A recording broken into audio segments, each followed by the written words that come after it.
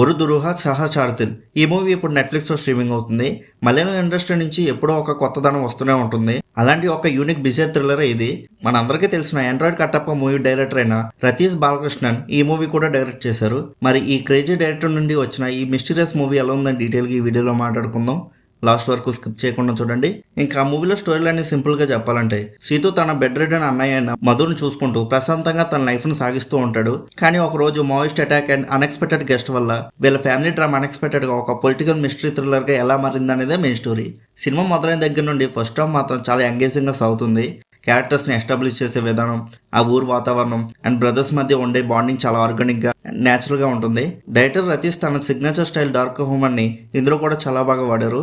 ప్రతి సీన్ లో మనకి నవ్వు రాకపోవచ్చు, కానీ వచ్చిన కొన్ని సిచ్యువేషన్ కామెడీ బిట్స్ మాత్రం చాలా బాగా వర్కౌట్ అయ్యాయి. ఇంకా స్టోరీ చాలా ఫాస్ట్ ప్లేస్డ్ గా వెళ్తూ ఆడియన్స్ లో మంచి ఇంట్రెస్ట్ క్రియేట్ చేస్తుంది.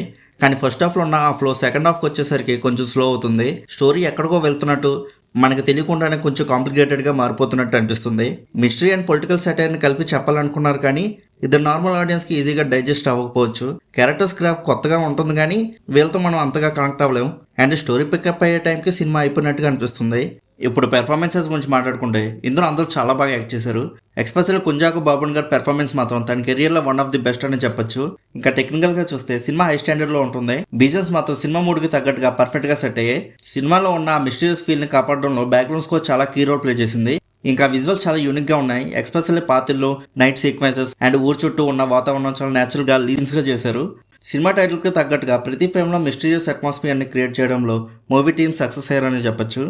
ఇంకా డైరెక్టర్ రతీష్ బాలకృష్ణన్ ఎప్పుడూ రెగ్యులర్ స్క్రీన్ ప్లే రూల్స్ ని ఫాలో అవ్వరు. ఇందులో కూడా స్ట్రైట్ లైన్ స్టోరీ టెల్లింగ్ కాకుండా మధ్యలో చాలా డీటూర్స్ ఎక్కువ చేశారు.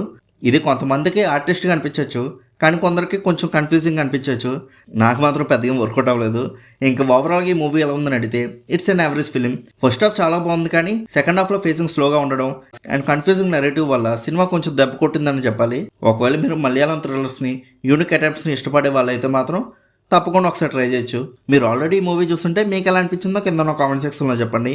అలానే movie updates and movie reviews కోసం మన సినీ మ్యాప్ ఛానల్ని సబ్స్క్రైబ్ చేసుకొని బెల్ ఐకాన్ కూడా ఆన్ చేసి పెట్టుకోండి. మా వీడియోస్ మీరు మిస్ అవ్వకుండా చూడగలుగుతూ ఉంటారు. మళ్ళీ మనం నెక్స్ట్ వీడియోలో కలుసుకుందాం. బాయ్.